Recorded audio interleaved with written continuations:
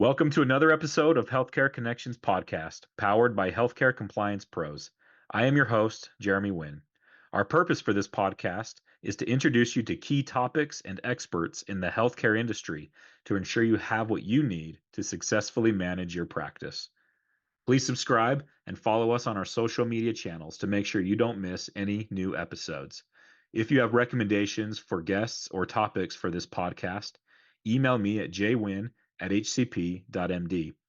With that, enjoy this episode of the Healthcare Connections podcast. Hello and welcome to this episode of the Healthcare Connections podcast. Today we've got a first for this podcast. We have two guests joining us today, and I'm excited for that. We've got two of our good friends from Orthopedic Care Partners, or OCP, as you may know them. We've got Grady Wilson. He's the Chief Development Officer, and Surry Wood, the Vice President of Corporate Development. So welcome, guys. Good to have you here today. Thanks for having us, Jeremy. Thank you for having us. For sure. So I want to give you a chance to give a much better and more thorough introduction to our listeners. So Grady, we'll have you go first. Just give us more of your background and what you're doing with OCP and how long you've been there, etc. Sure. Happy to. So I've been with OCP for about 3.5 years. I joined in September of 2021. I'm responsible for leading our partnerships with practices as well as physician recruiting and driving ancillary growth.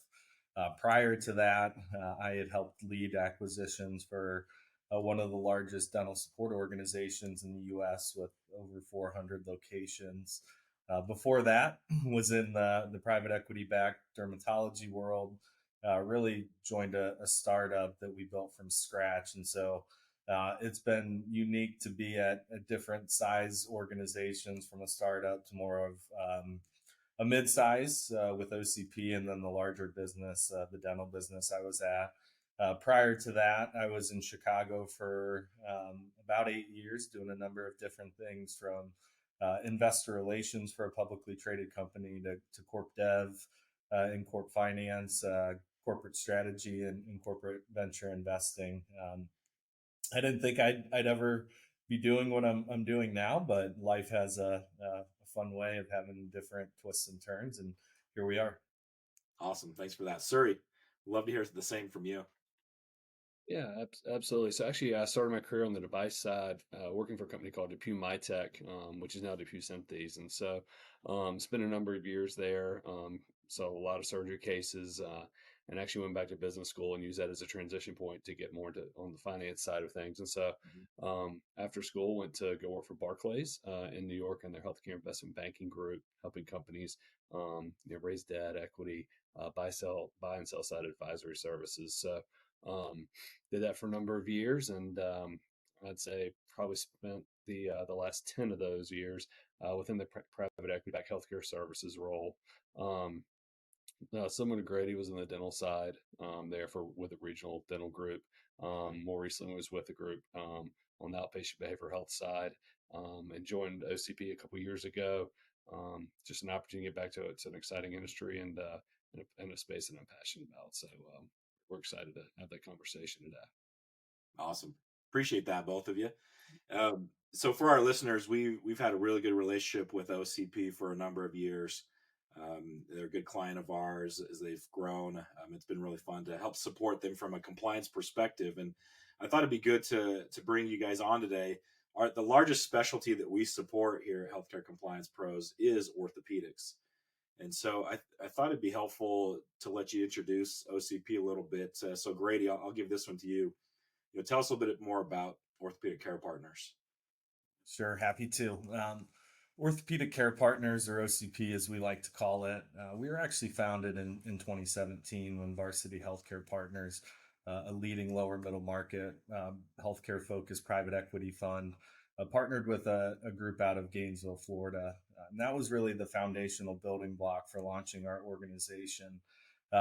From there, over the last 7+ years, we've gone on to complete 23 practice partnerships. Those have ranged in size from single doc practices up to 30 or 35 docs in a practice. We've done some larger, more notable ones, entering Colorado via a partnership with the Stedman Clinic, which we're very proud of. We also entered the Missouri market via a partnership with Motion Orthopedics and have grown around that market.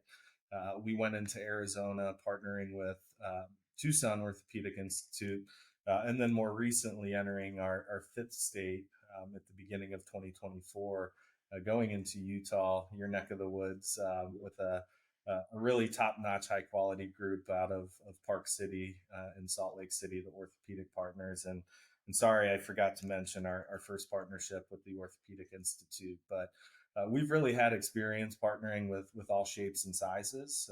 We've demonstrated that the practices are really better with us than without us, and really accelerating that growth within practices in a manner that's faster than they could otherwise do on their own. All these practices have, I would say, uniqueness that we have to embrace based on the communities that they're operating in, the patients that they're seeing, whether it's a Medicare driven community, a commercial insurance driven community. Our practice in Missouri is work comp focused. And so really being able to share those best practices and knowledge throughout the organization to make sure that our practices are performing the best that they can operationally, and then helping them drive growth.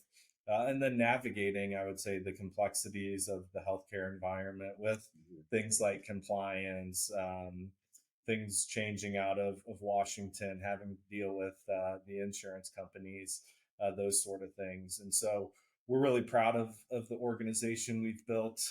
We haven't set out to be one of the largest, but we are, just by virtue of having been around for so long. Our goal is to be the highest quality. And so we want to partner with best in class practices that have great brands and reputations in their community. They wanted a partner to help support them and drive growth. And we've been lucky to be able to find this. Awesome. Appreciate that. And Surrey, follow up to that. Obviously there's probably a lot of options that orthopedic groups, they probably get a lot of people calling on them saying, come join us, come be with us, let us invest in you. Why does a group typically join OCP?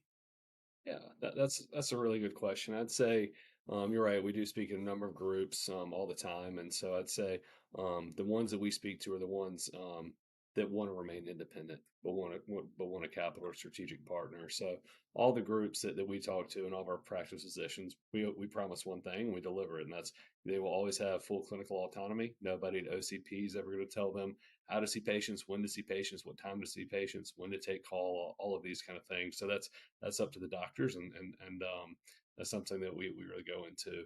But what we do is we do support them with value added resources, capital, and execution capabilities. I'd say one of the things and that we hear most often from different groups is payer contracting, and we've been successful in 4 of our 5 markets within helping them negotiate their contracts. I'd say the fifth one is more of a function of time, and that's something we're actively doing right now. We're only a year into that partnership, just at the 1 year mark, and so we're actively doing that right now. From a back office perspective, what we do is we help keep the people that help make the process successful. So I'd say that our support on that side is a bit more supplementary in nature. That's revenue cycle management, or billing as collections. You may think about it, it's accounting and AP. It's important for us. As Grady said, he talked about 5 of our bigger partner practices, but we've done 23 of these partnerships. And so it's important for us to be uniform across all those different locations from an accounting and finance perspective. You think about our ownership as well. We also help support on the payroll side, benefits, and then a big part of what we do that a lot of groups sometimes really come after and talk to us about is the IT.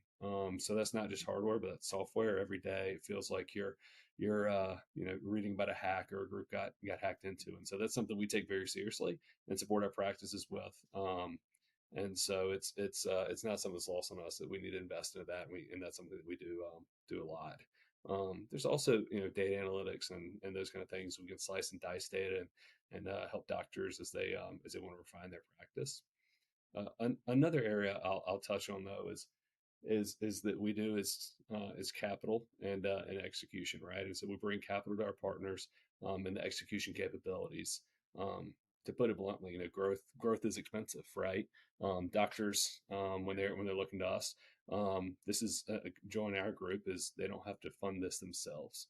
This could be recruiting a new physician who they're competing with another hospital with or another group with. They could be adding physical therapy. Or looking to open another location or even go to an ASC level. So it's really hard to do those things and to do those things alone if you maybe have not done those before. Where we have done different things at each one of our practices. Of the 150 doctors, give or take, where we are today, 50 of those doctors we've actually recruited ourselves. So we have in-house recruiting capabilities. So we're really good on that side and really strong on that side because one, we've got a really good story to tell, but also it's because of the practices that we've partnered with. They have a great culture, high quality, and places that people want to go work for. So, on the ancillary side, in terms of adding those type of things to our practices, it maybe they already have them, but they want to refine them, or maybe they don't have them. And they really want to help build those up from the ground up, and so leverage the expertise that we've done because we've done it 3, 4, 5, 6, 7, 8, 9 times. A lot of these type of things, and so give an example for you. So we partnered with the Orthopedic Partners in Park City last year, and one of the areas that they identified they wanted help with was opening physical therapy. So we helped find and recruit somebody to help run that program. It's been open for a few months now and is going gangbusters. So it's been really successful for us and helps us in terms when Grady and I go out and talk to the groups that we are, honoring what we're doing. We say we're going to do this, and this is what we're going to go. Help support the practice on. So, on the ASC side, if we've been successful, I think we now own several ASCs that we partnered with our physicians on, namely in Missouri, Florida, and also in Colorado. So, and continue to look to add to that roster as well. Love that. Appreciate that, Surry. That was really good. Absolutely. I'd say one more note, Jeremy, just to talk about here. Yeah. Is one of the things that we do is you know we always tell groups, if you're going to do this with a group this been there, done that before, and so that's we have as good of a story to tell as we think about how we structure our transactions and the growth that our doctors have seen, and we've got a ton of case studies to help back that up as well. And so happy to talk to groups and have those conversations and show them how we've helped grow the different practices. On the ownership side, Varsity Healthcare Partners has been a great partner to us. I'd say that they are a healthcare only group, and so this is what all they do all day, every day, and they've done it for a long time now. So, they are currently on their fifth fund, and so you don't get to funds 2, 3, 4, 5 unless you're doing something that's really successful. So we've also got great partners on the capital side as well. Awesome. And I can vouch for Varsity. We've got great relationships with them, and they seem to hit it out of the park every time. So that's awesome. Um, Sure. yeah, Grady. This one's you know we talk about private equity, with Varsity in particular, who's you guys are backed by, but there's a lot of misconceptions about private equity out there, and probably OCP as well. I'd love to give you a chance to maybe address some of those misconceptions, and because bad press is what always leads, right? So I think it'd be great to talk through that a little bit. No, I'm glad you asked that, and it's a great question. I think unfortunately we all get lumped into the same group when it's healthcare and private equity, and I always tell people, if you know one private equity backed orthopedic group, you know one private equity backed orthopedic group, because the reality is that we all have different models, we all have different approaches to partnership. As Surrey talked about, there's certain things in our partnerships that are non-negotiable, certain things that we're going to centralize that he touched on, whether that's accounting and finance, IT, HR, moving to a standard practice management system, EHR. We don't do those things for the heck of it, for lack of better terms. We do it because it can drive value and add value to our practices. But unfortunately, someone may see a headline in the New York Times or Wall Street Journal, and they think we're all the same. And so I think that's part of it, that there's just been some noise out there in the papers about groups that may not do things right. I sometimes you'll open the paper and see a private practice that's committing Medicare fraud. And that Yeah. doesn't mean that all private practices are bad. Or you may see a hospital that's not doing things the right way. That doesn't mean all hospitals are bad. I always just challenge people to do their own research, to learn more about the organization that they may be looking into, to have conversations with the physicians, to see how the partnerships have gone. As Surry said, our own kind of personal brands and reputations are in the line when we're working with sellers to structure and ultimately get one of these partnerships done. And I think I can speak for him in saying this, that that's too important to us to sell someone up the river, so to speak. And so we're going to be very honest about what a partnership looks like. And for some people, that may not be what they're looking for. And so I think a big misconception to your question is that all private equity backed orthopedic groups are bad. The reality is that we do a ton of good for the practices that we're partnering with, the communities that we're serving, helping reach more patients in need of care, which this is about at the end of the day. Providing, I would say, the best of both worlds to physicians that want to keep that independence. They get the benefit of private practice feel and autonomy and entrepreneurship in our model, but they get the resources, the capital of a larger organization as well. And so I think just because there have been some issues in other spaces, it doesn't mean that we're all the same. There's a lot out there that do a lot of good things. Love that. Let's stick to that a little bit, Surrey. So speaking of mergers and acquisitions, and let's focus on the orthopedic space, but what are some of the trends you're seeing, maybe from 2024? Is there anything carrying forward, or, things looking to be a little bit different in 2025? Yeah, yeah, that's a really good question, and so every year is a little bit different. And as I think about going back to the history of how long these partnerships with private equity have been going on with orthopedics, right? It's not like it's been going on for 20, 30, 40 years, right? So I think this really started in 2015, 16, and 17. And so we're probably still in those early innings as you think about this industry in terms of these types of partnerships. And so I'd say the further you get into this, the more educated that the doctors are on this, and they've heard some friends who have done it. They've done their own research. They've talked to a banker or somebody like that along the way, and just gotten a little more education. So some of that's true, some's not true, some are myths, as Grady just talked about, right? But so we have to have those conversations as well. But just thinking about where we are today and where we're going is, I think we did see a little bit of a slower 2024, to be candid about it. Those are due to some macro headwinds, interest rates, election year, all those kind of things. People want to see where things are going, and so you've seen these rate cuts. You've also seen some other groups that have done some transactions. So one, we're active on the trail right now. Having a lot of conversations with the group, so we're really optimistic about an active 2025, and seeing some new groups joining OCP this year. So it'll be a fun year for us. Yeah, that's awesome. All right, Grady, last question. I'm going to give this one to you. Just tell us, what's the latest, news with OCP? Anything exciting happening that, maybe it's happened recently or you're looking forward to over the next few months that you want to talk about? Yeah, I'm glad you asked that. So we're calling it a little bit of OCP 2.0. We're certainly really proud of the organization we built over the last 7+ years. The practices, the physicians, the employees that have been a part of our organization. But we're really excited about where we're going.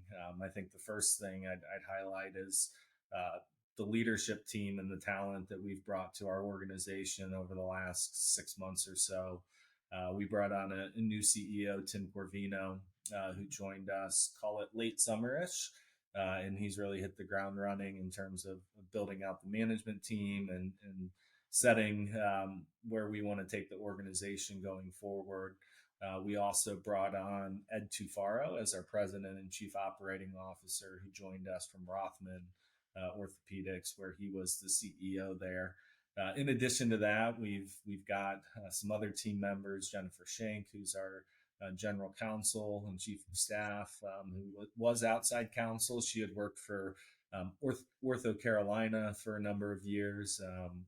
And we're in the process of bringing on a CFO and chief technology officer as well. And so the knowledge, I would say the functional knowledge, the capabilities that we have on the management team, as well as people that just really know orthopedics, is, I think, second to none. And that's going to provide a ton of value to our practices. The second thing is that we closed a strategic investment with Brookfield, which was announced in early December. There was a press release out there about it. And so we're really excited to bring on another partner into our business to help really drive and fuel our next wave of growth. As Surry said, we're excited to try to be one of the most active out there to really find the highest quality partnerships that we can. And from a capital standpoint, we've got the ability to get those partnerships done, but also to continue to invest in our existing practices and grow the organization. And so we're gearing up for a big 2025, but excited about the team that's in place, as well as having a new partner on to help fuel that growth. That's awesome. Congrats. That's so you're primed and ready, as Surry mentioned, a more active 2025. Sounds like you've got plenty of ammo there. You're ready to roll and find others that want to join. Our bosses remind us of it every day. That's awesome. So that's a great transition to maybe wrap this up. But anybody that would be interested in talking, with you, either of you, more about the opportunity to join up with OCP, what's the best way to connect with you? Yeah, great question. We're happy to provide contact information, although we may get spammed from some people. We do have a way to contact us through our website, through our partnerships section. Those come directly to Surry and myself, so we see that if someone wants to reach out. I know a lot of your clients may ask you about us, and so to the extent that they do, and you want to make those introductions, we're happy to have a conversation with them. Okay. And the website, ocpmgmt.com, right? That's right. Yep. Right. So that's the website. So yeah, you can go find Grady and Surry on there and get in contact with them. But guys, thank you so much. It's been fun having you on. I appreciate it. I'm excited to see what you guys do this year. So you've built up the expectations. Now I want to watch you guys follow through.